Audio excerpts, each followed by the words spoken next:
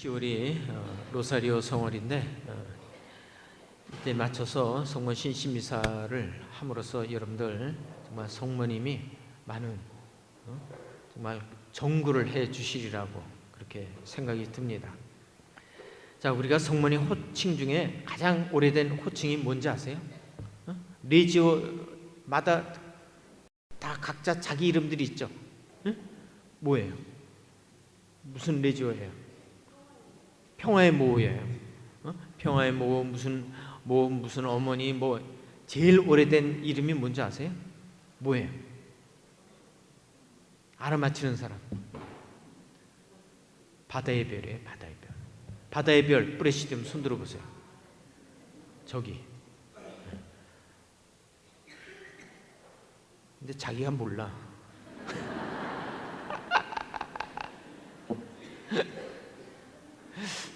가장 오래된 게 바다의 별이에요. 이건 8세기 때부터 바다의 별이신 성모 이렇게 널리 알려지기 시작했어요. 근데 이 호칭을 사용하게 된 이유가 있어요. 몇 가지가 있는데 마리아 이름 본명이 바다의 별이에요. 그리고 또 한 가지는 열왕기 상본을 보면 이스라엘에 가뭄이 들어요. 그래서 엘리야가 깔멜산에 가서 기도를 해요. 그러면서 엘리야도 성격이 급했는지 시종보로 바다에 가서 구름이 올라오나 봐라. 안 올라옵니다. 그러면 또 기도를 하는 거예요. 사사사사사사사. 성령 기도하듯이 칙칙폭폭 하듯이. 그래서 7번째 시종이 바다에서 손바닥만한 작은 구름이 올라옵니다. 그 말이 떨어지자마자 잠시 후에 큰 비가 이스라엘에 와요. 그래서 마리아는 하느님의 은총의 비를 몰고 오는 구름이다 해서 바다의 별이라는 거예요. 그래서 이스라엘에 가면 깔멜산의 마리아 교회 이름이 바다의 별 교회예요. 이스라엘 성지 가신 분들은 아세요? 그게 바다의 별이에요. 거기에 주의 기도문에 한글로 쓰여진 것도 보셨어요? 그 마리아 성당이 바다의 별 성당이에요. 우리 저쪽 서울에도 바다의 별 성당이 있어요. 어디예요? 불광동. 개성여고도 그 바다의 별 같이 이렇게 별표. 요번에 부삽 들고 와서 애들 막 8명 머리 쫀 그 초등학교도 개성여고도 그 바다의 별 그거예요. 바다라는 게 뭐예요?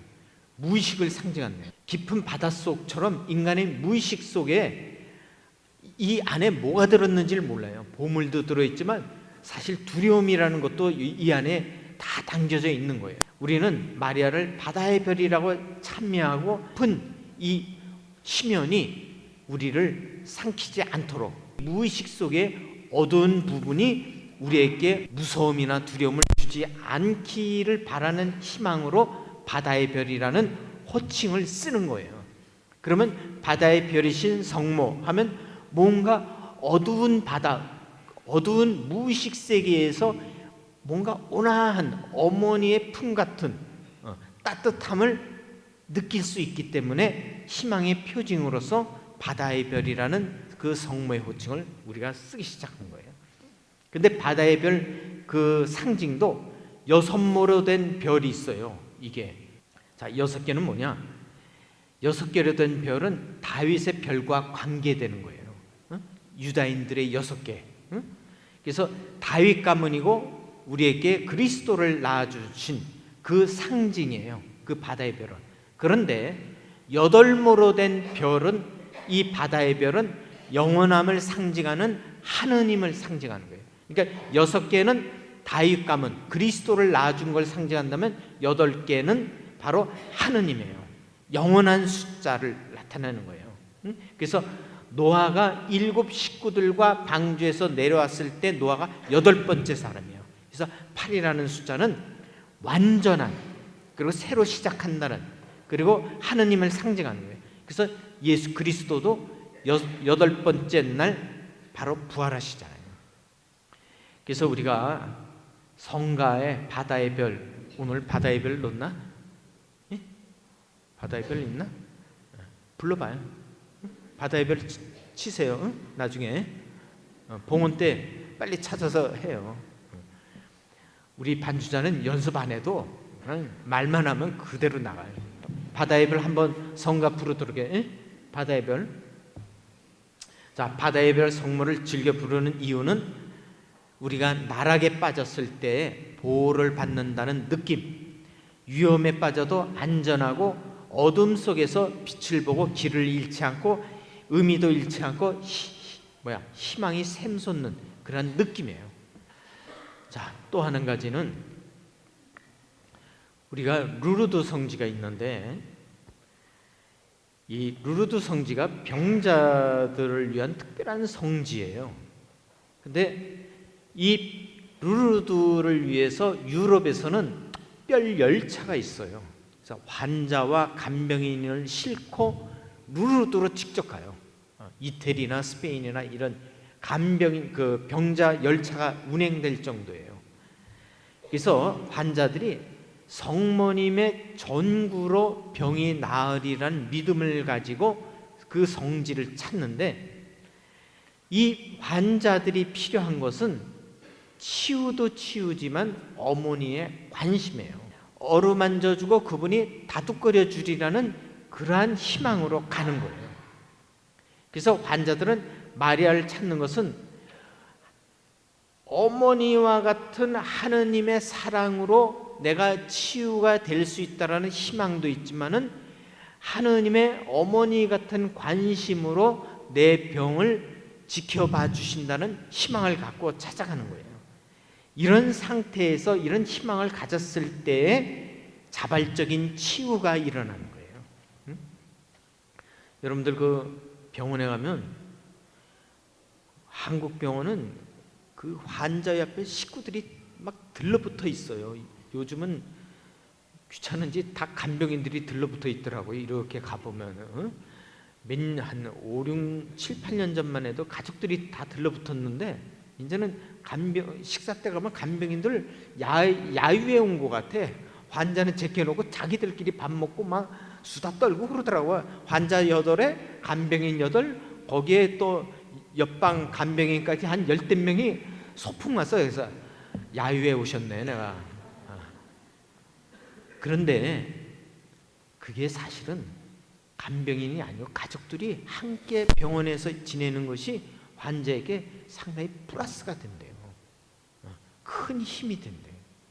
같이 있어만 주는 것만으로도 바로 거기서 치유가 일어나는 거예요. 바로 이런 성지는 바로 기적으로 건강도 얻지만 어머니와 같은 성모님이 큰 위안과 자기의 병을 받아들이시고 자기에게 따뜻한 관심을 주신다는 체험을 환자들이 하는 거예요. 자, 그래서 우리가 또 환자들 입장에서는 받기만 하는 것이 아니라 이제 내가 침대에서 사회 활동을 하는 내 자녀들과 또 내 배우자를 위해서 묵주의 기도를 하는 거예요. 병중에서 가족들을 위해서 기도를 한다는 것은 내가 아직도 활동하고 있다는 거예요. 그래서 우리는 병자를 위해서 내가 그들을 위해 돌봄도 있지만 환자가 또 나를 위해서 기도해 주신다는 이런 좋은 일을 한다는 자신감을 환자들이 가졌으면 좋겠어요. 그래서 우리가 병에 걸릴 때 본능적으로 하느님과 또 어머니께 매달리고 도움을 청하는 것은 지극히 당연한 것이고 정상적이라는 사실, 그리고 그걸 통해서 하느님을 체험할 수 있다는 것. 그래서 우리를 다독거리고 다정히 안아주시는 바다의 별이신 성모님께 10월 한 달 동안 묵주의 기도를 많이 봉헌하시기 바랍니다. 자, 오늘 우리 장미 봉헌할 때 여러분들이 2번 지향으로 하세요. 오늘 보니까 집에 환자가 있으면 환자의 치유를 위해서, 또 수험생이 있는 집은 우리 아이가 정말 노력한 만큼 당당한 대가를 받을 수 있도록 또 이렇게 성모님께 도움을 청하시고, 또 가정을 위한 사람은 우리 가정에 정말 바다의 별이신 성모님께서 이렇게 평화를 주시기를, 또 돌아가신 분들은 하느님의 정말 자비로 빨리 천국에 오를 수 있도록 그런 지향으로 장미봉헌을 하도록 하십시오. 아셨죠?